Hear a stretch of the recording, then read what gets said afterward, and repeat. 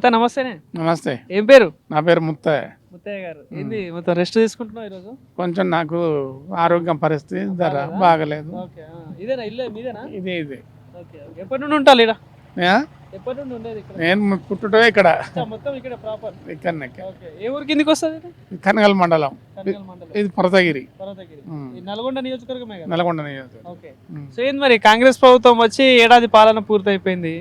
So వాళ్ళు 6 గ్యారెంటీలు అన్నారు, ప్రజాపాలన అన్నారు. ఏమన్నా ఎట్లుంది పరిస్థితి మరి ఇక్కడ? పరిస్థితి అంటే 2 లక్షలు అయితే మాపైనాయి. రుణమాఫీ అయింది. 2 లక్షలు రుణమాపి అయింది.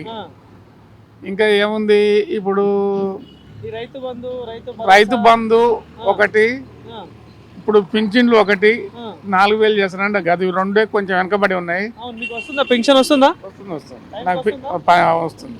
ఇంతకుముందు కేసీఆర్ గవర్నమెంట్ ఎప్పుడు వచ్చేది? అప్పుడు కూడా నెలకు వచ్చేది, ఇప్పుడు కూడా నెలకు వస్తుంది. అంటే ఫస్ట్ తారీఖే పడేదా? ఫస్ట్ వస్తుంది. ఫస్ట్ వచ్చేది. పెన్షన్ విషయంలో అయితే ఓకే. ఓకే.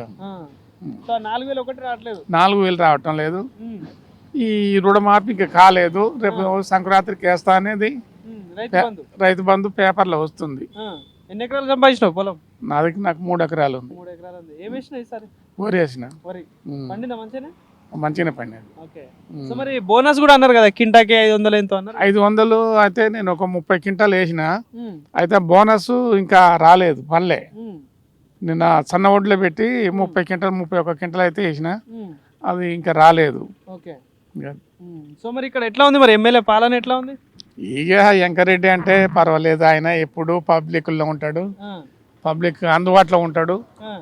మంచి చెడు అవుతుంది, ఏదైనా ఆపద వస్తే ఆదుకుంటాడు.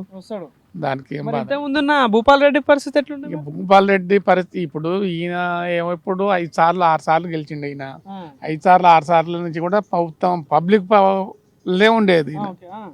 అయితే మొన్న పోయినసారి ఏమైందంటే కొంచెం ఇక టీఆర్ఎస్ అంతా కావాలా తెలంగాణగా ఆవా నడిచింది, అటు మొగ్గు అయింది.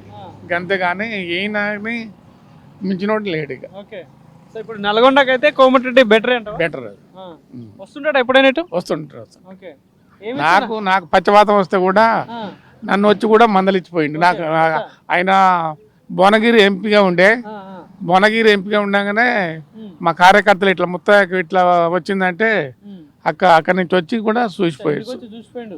చూసి ఇక్కడనే చెట్టు కిందనే కూర్చుని ఇక్కడనే ఉండి చూసి మందలు ఇచ్చిపోయింది. ఏమన్నాడు? హామీలు ఏమైనా ఇచ్చిండు ఎలక్షన్ టైంలో? ఏమైనా చేస్తా అన్నాడు? ఊరికి చేస్తా అన్నాడు, ఊరికి అభివృద్ధి చేద్దాం అన్నాడు.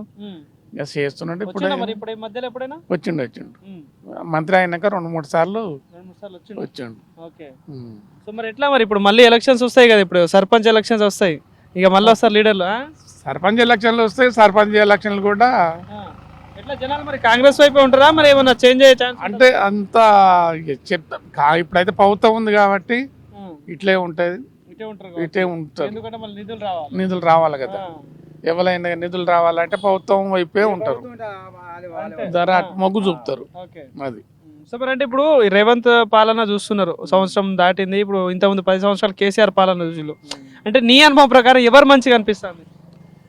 ఇప్పుడు కేసీఆర్ అంటే తెలంగాణ గురించి అప్పుడు ఏం తెలియదు, ఇక కొట్లాడి చేసిండు. అది అప్పుడు మంత్రిగాడు కూడా మంత్రి పదవి వదిలిపెట్టి ఈయన కూడా ఆయన నిరాహార దీక్ష చేసి ఇవన్నీ చేసిండు. ఈయన కూడా చేసిండు, తెలంగాణ కావాలని కొట్లాడిండు. వెంకరెడ్డి కూడా కొట్లాడిండు.